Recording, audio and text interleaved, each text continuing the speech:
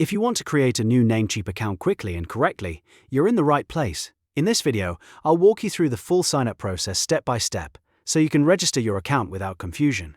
And if this tutorial helps you out, go ahead and hit that like button and subscribe for more simple software guides just like this. Alright, let's get started. First, open your browser and go to namecheap.com/myaccount/signup. This will take you directly to the Namecheap account registration page. Once the sign-up page loads, you'll see the form where you can create your new account. Start by entering your first name and last name in the required fields. Make sure you type them correctly, since this information may be used for account verification and future account details. Next, enter your email address. Use a valid email address that you can access right away, because Namecheap may send important account messages and confirmation emails to this inbox. After that, choose a username. This is the login name you'll use to access your Namecheap account, so pick something you'll remember easily. Then create a strong password.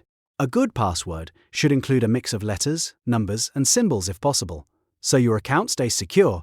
After entering your password, type it again in the Confirm Password field to make sure both entries match exactly.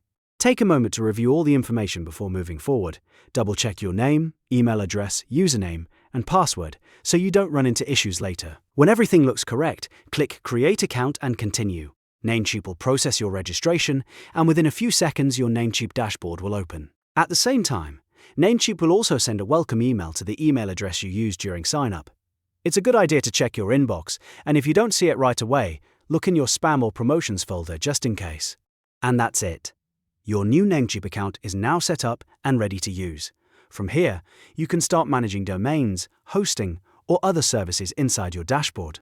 If this video helped you, please like the video and subscribe to the channel for more easy step-by-step tutorials. Thanks for watching, and I'll see you in the next one.